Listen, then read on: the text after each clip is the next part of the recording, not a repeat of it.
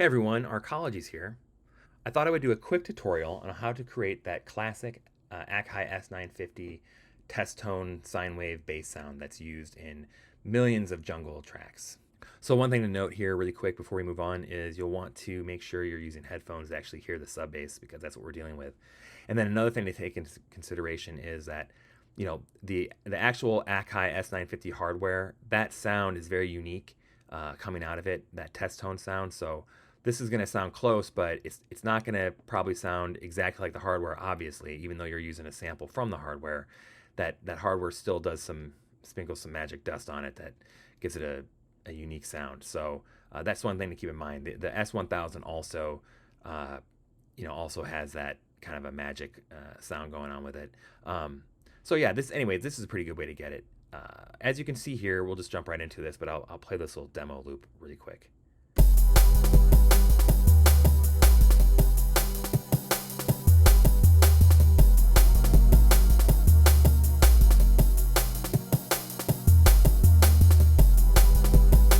Okay. So anyways, yeah, the first thing we want to do, if we just look at this, I have this instrument up here, this S950 instrument, and I will share all these Renoise instruments here. This test tone, this is from the S950. I got this off of Dogs on Acid forum, but there's also a SoundCloud link that I'll put in the description that contains a bunch of test tone sounds from another producer, and you could download them from there too, and kind of dive into this. But I'll share all this stuff in a zip below in the description. But let's look at this sine wave here, or this test tone sound here really quick. Okay, so the first thing you want to do, the first thing I did is I often use the computer keyboard just to kind of key things in. I usually transpose it up 12. You don't have to do that if you're using a MIDI keyboard, but if you're set at the third octave here on your keyboard, I find pitching it up 12 is pretty helpful here. But you don't have to do that. That's just, we're just pitching it up. This is sampled at C0, so it'll already be in tune for C.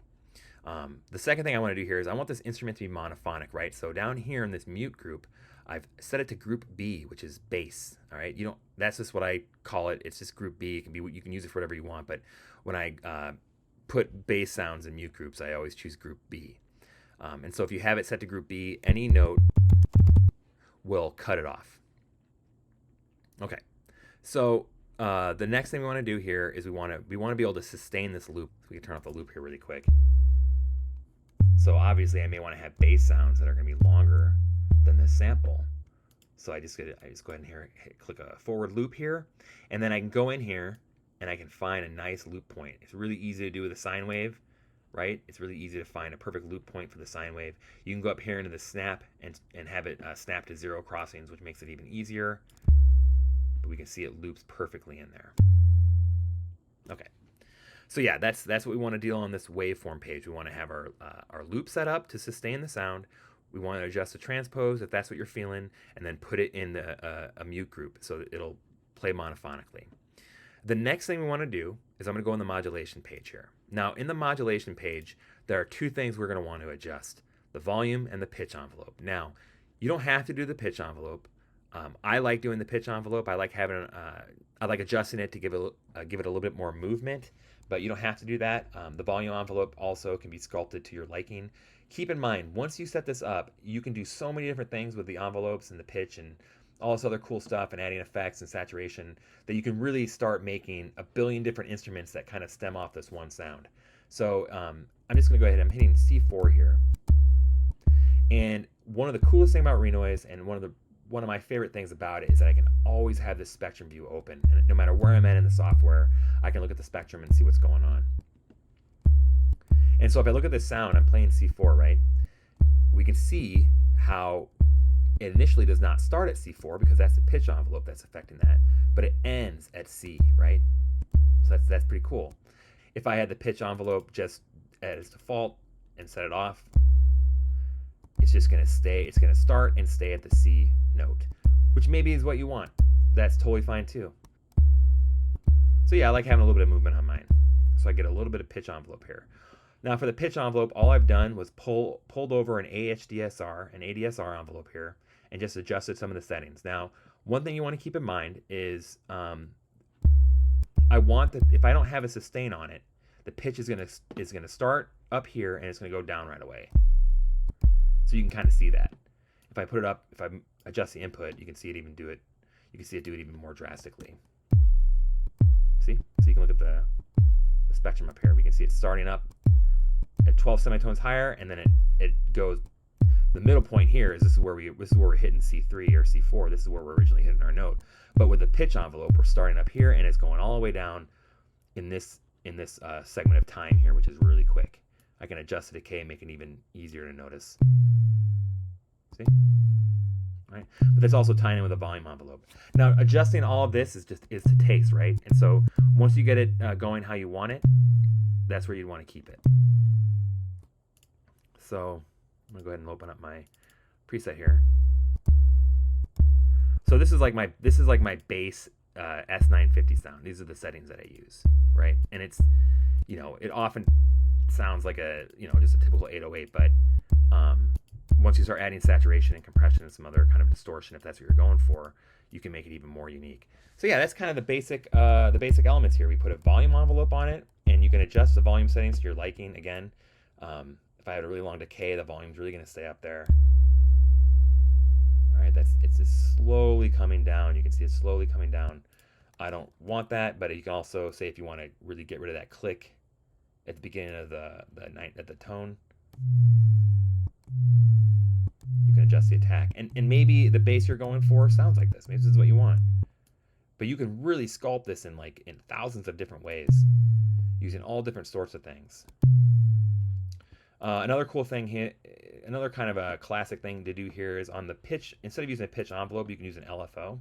So I'm going to go to LFO here.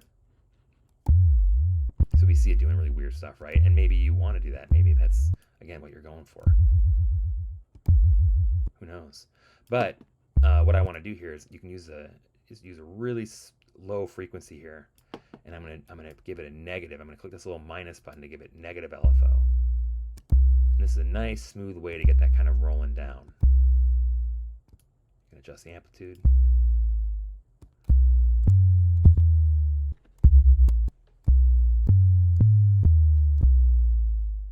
Really, really easy way to get it going. So yeah, that's the S950 test tone sound. Really easy to get going. Once you get it set up, you can add a bunch of cool stuff here in the. You can create effects change. If you want to put one really cool thing to do is you can use Air Windows. Air Windows has Chris from Air Windows, who's an amazing DSP developer. I've mentioned him a couple times, but he's got over 200 little small plugins, and they are perfect for Renoise because they don't really have a UI. They just kind of use your basic VST settings. But in Renoise, that's perfect because I can just go ahead and take, say if I want to give it that kind of, I'll just give it Macity. Macity is kind of like a Mackie gain emulation. So if I click on Macity, we can see here that it works so well with Renoise because it just looks like a Renoise plugin here. So it's it's just you adjust all your settings here, but it's a VST, so you can use it in any DAW that supports VST. But anyways, you can use this to kind of emulate that Mackie gain, pushing the gains on the Mackie here.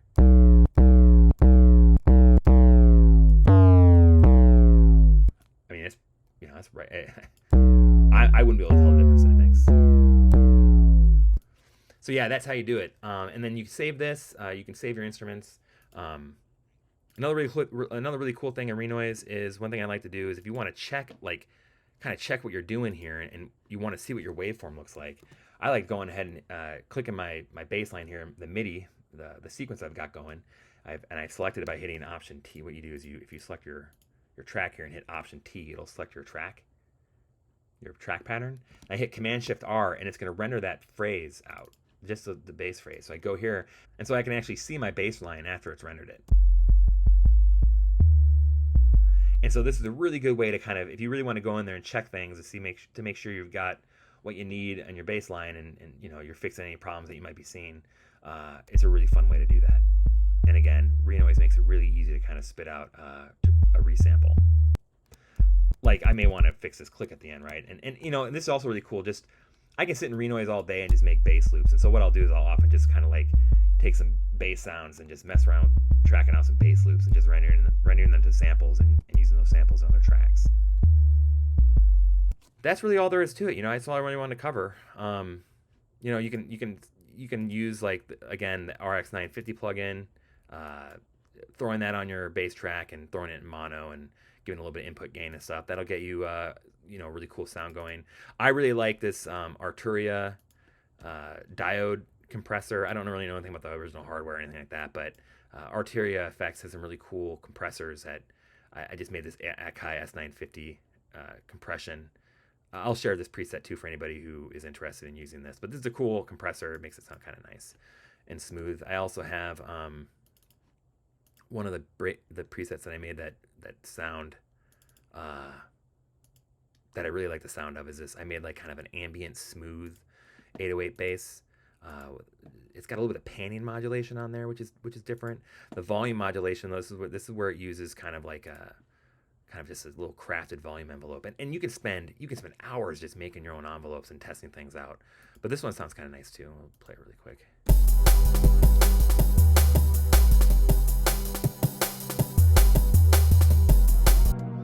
So that one's really nice and smooth. And again, I'll share all these presets for anybody that wants to use the Renoise instruments.